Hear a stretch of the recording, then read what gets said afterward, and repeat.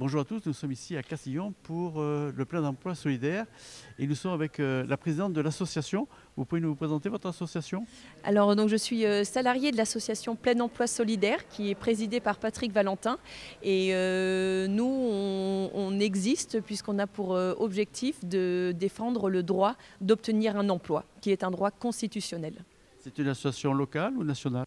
Alors on est une association basée à Angers et on fait le tour de France vraiment à la rencontre des territoires. Donc notre échelle est très locale, mais ce Tour de France est une grande chaîne de territoires voilà, partout en France et en Outre-mer. Vous avez une petite caravane? Une toute petite caravane. Qui sert donc d'information? C'est ça, d'information, et puis ça nous permet aussi de se loger le soir et de cuisiner. Donc voilà, c'est deux fonctions. Alors, ce Tour de France, il a commencé quand? Il se finit quand? Alors on est parti le 28 mars des Ponts-de-Cé, donc juste à côté d'Angers, et on arrive le 28 juin à Paris. Donc un Tour de France qui dure 3 mois et on fait 60 étapes.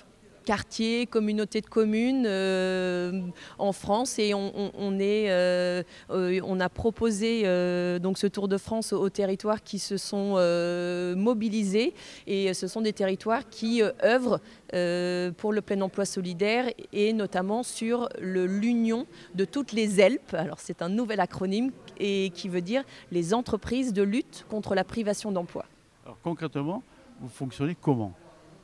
Alors nous, on n'est pas directement en lien avec les demandeurs d'emploi.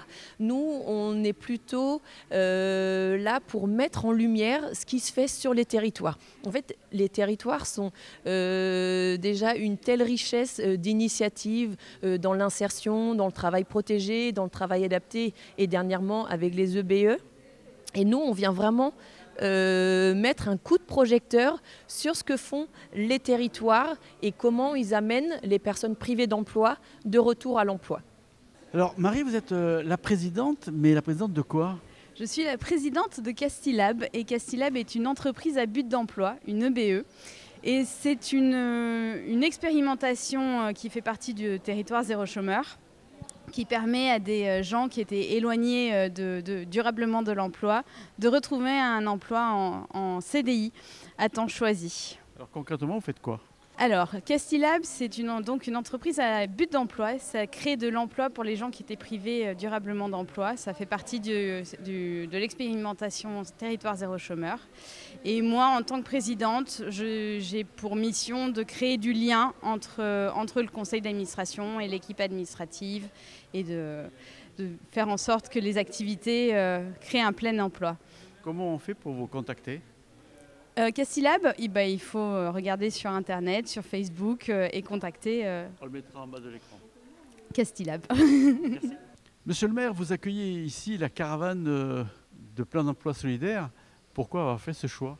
Parce que Castillon-la-Bataille est la seule commune de Gironde, ou en tout cas elle a été la première commune de Gironde à entrer dans territoire zéro chômeur de longue durée. Et donc c'est très important pour nous de montrer que l'initiative qui a été prise localement est reliée au national à travers ces 60 étapes, 60 traits d'union entre des communes et des territoires qui nécessitent de prendre en compte le chômage de longue durée. Est-ce que c'est important pour Castillon-la-Bataille d'accueillir ce genre de projet, et qu'est-ce que vous faites vous pour l'emploi?